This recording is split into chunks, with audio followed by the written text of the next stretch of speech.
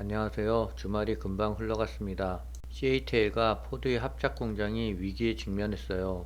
미국과 유럽, 중국과 다를 게 뭔가라는 칼럼이 써 가져왔습니다. 구독, 좋아요 부탁드립니다.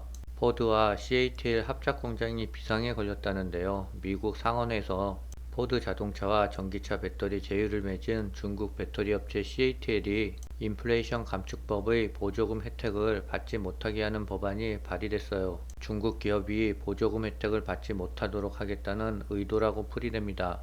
발의된 법안은 중국 기술이 들어간 전기차 배터리에 대해 보조금 및 세액 공제 혜택을 전면 차단하는 게 핵심 내용이라고 합니다.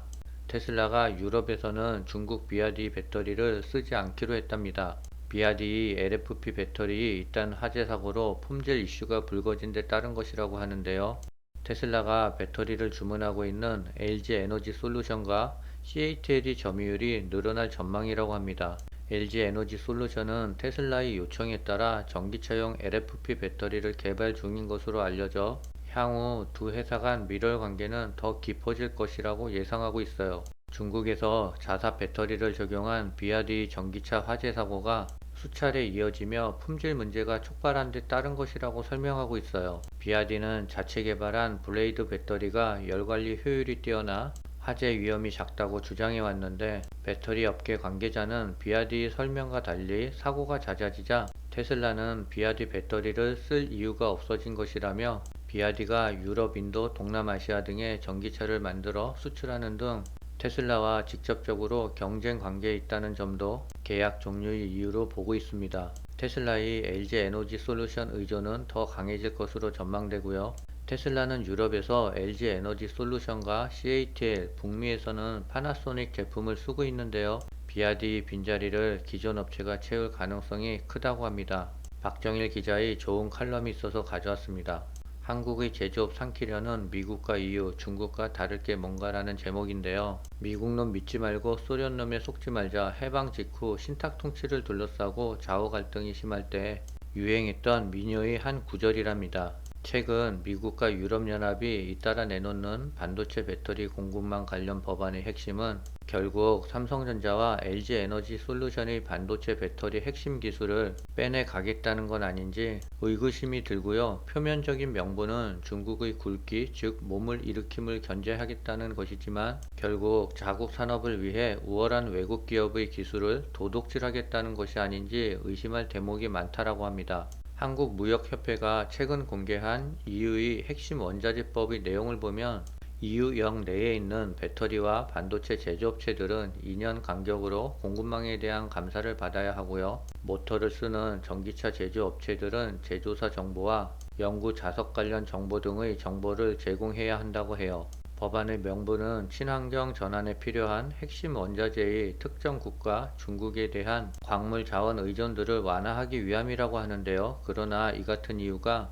기업들에게 공급망 정보를 제출하도록 했고 여기에는 핵심 원천 기술이 들어갈 가능성이 높다라고 합니다. 특히 반도체와 배터리의 경우 원재료 공급망 정보가 제품의 경쟁력과 직결되어 있고요. 주요 화학 물질을 어떤 방식으로 쓰고 또 어떤 공정으로 만들어지는지가 품질과 수율을 결정하는 핵심 경쟁력이기 때문이라고 합니다. 2016년 유럽 내 배터리 지급화를 목표로 출범한 노스볼트가 아직까지 세계 전기차용 배터리 탑10 순위에서 이름도 올리지 못하는 이유도 이 때문이라고 합니다.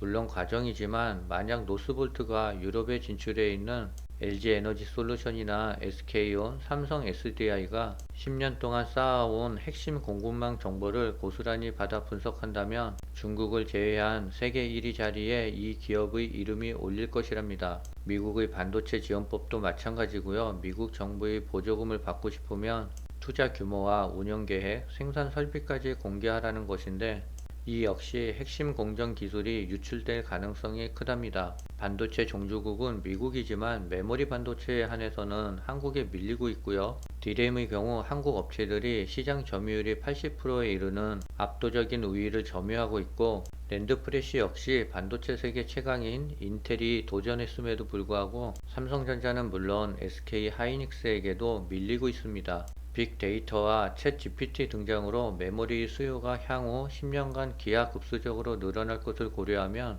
미국 정부가 자국 메모리 산업을 키우고 싶은 욕심은 당연한 일일 거예요. 안덕근 산업통상자원부 통상교섭본부장 역시 지난 8일 미국 정부와의 협의를 앞두고 이 같은 독소 조항에 대해 설득하겠다고 밝힌 바 있어요. 김선우 메리츠증권 연구원은 기술 노출 가능성과 정보 공개 위험이 내포되어 있고 자금 활용과 향후 사업 확장 국면에서 감시에 가까운 제안을 받게 된다라고 전망했습니다. 과거 쌍용차를 인수했다가 먹튀 논란까지 감수하면서 발을 쏙 뺀 중국 상하이차의 사례가 떠오르는데요.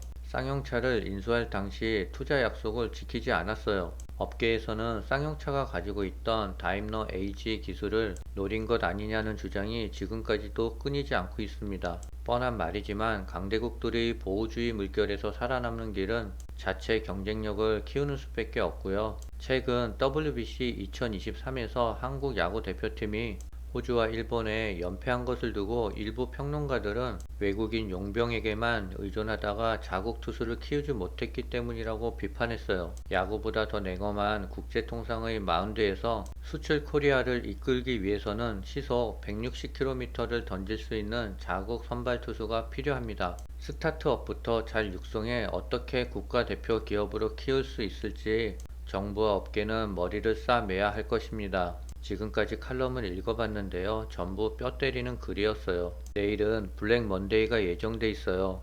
모두 좋은 밤 보내시고 저는 가능하면 내일 주식창을 보지 않으려고요.